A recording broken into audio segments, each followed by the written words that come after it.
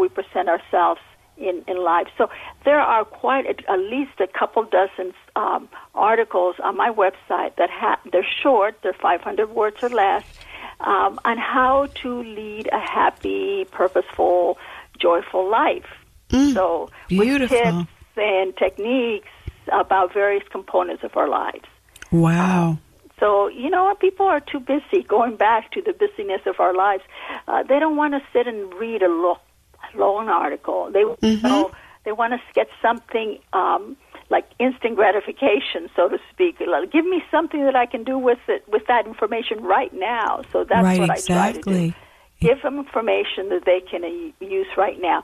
So going back to the mindfulness, since it allows us to be in the moment, in the present, and if we do that, like I meditate on a regular basis, so to stay mindful, because as I do workshops and seminars, you have to be present. Nobody wants to have the facilitator of your class be daydreaming, dozing, being bored.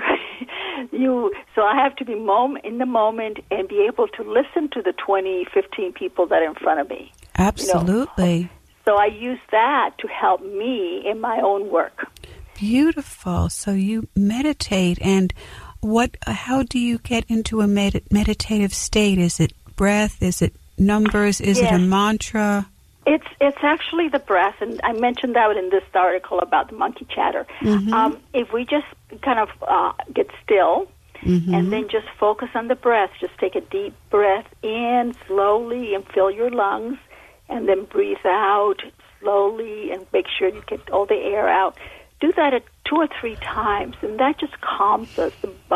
Focusing on the breath and just noticing how we breathe puts us into a very relaxed state.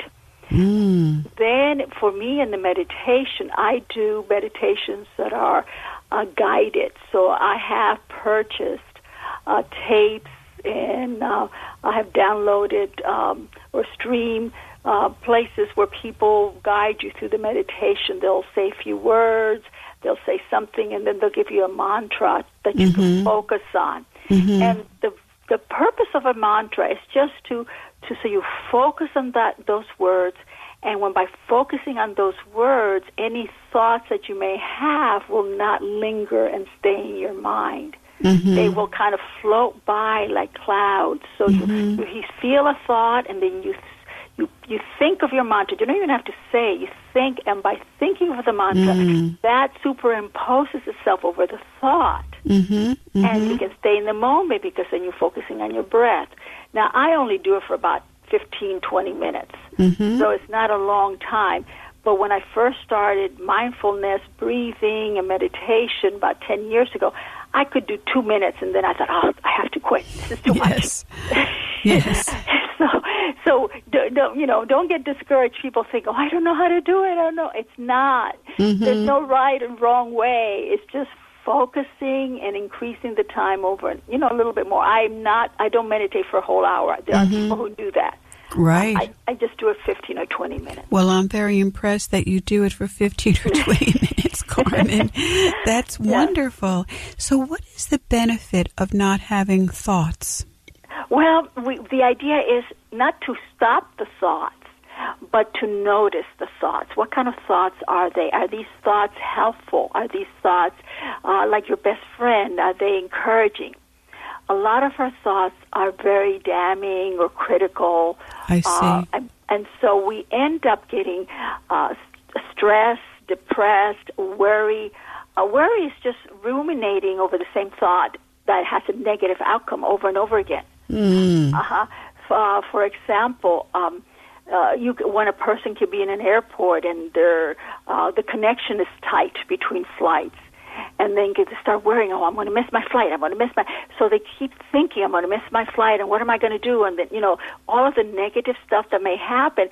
So they get all stressed, their heart rate goes up, they get sweaty, whatever the physical symptoms of stress are for that person, and that's not helping them get to their flight. The flight is going to take off whether you're there or not. Right. But if you think, I'm okay, I'm going to get there as fast as I can, and I will make my flight. And if I don't make my flight, I will make other arrangements. That's it. So we are in the moment, in the present, and instead of destroying our moment by thinking of a horrible ending that hasn't happened and may not happen. Right. So worry really destroys our presence and our precious moments. Yes. And I think, and I love how you describe worry as rumination, imagining negative outcomes, that people have a false sense of control. Where they think if they worry about something, that they're going to change it, they're going to make it better somehow. Yes, and when I've had friends that say, "Well, I can't help, I worry," because they think of it as that means I care. Right. I worry about so and so. I wonder how she's doing. I worry, and I said, your worrying is not assisting that person. Right.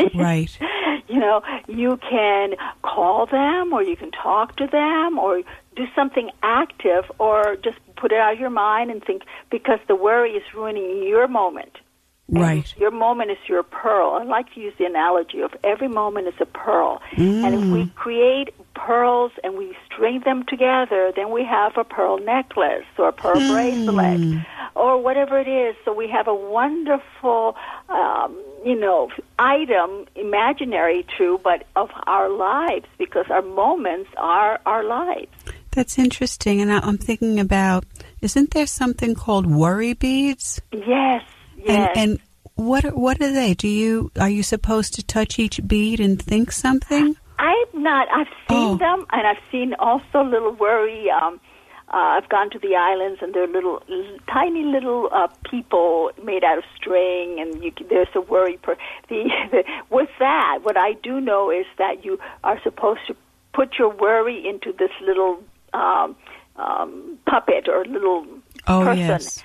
So maybe the worry beads are the same thing. You let go of the worry into the beads. I'm just guessing. I don't know, but I know about the little people is that you let go of your worry and put it into this inanimate object. Right. So, but the idea is about letting go. That's right, and I can see how that could be a tool. Really, anything could be a tool if you choose it. If as you say, you're mindful about it. Mm-hmm. Well, one of the things I've done, because I also do life coaching, one-on-one on the phone, and as people are going through transitions, maybe whether it's divorce or a new job or starting a company, whatever the transition may be, and sometimes people have a hard time letting go of what they're leaving behind to go to the new one, right? Right. So I ask people, well, do a ritual of some kind. And one of the rituals may be taking something that symbolizes their old life and burying it or burning it or giving it away so that you have a physical manifestation of a psychological, emotional transition you're going through. Beautiful. And that helps people, move on, because you can't move on to the next until you let go of the old. Right, right. And it gives people something positive to hold on to, a sense of control. And I would also add the word intention. It helps really cement intention.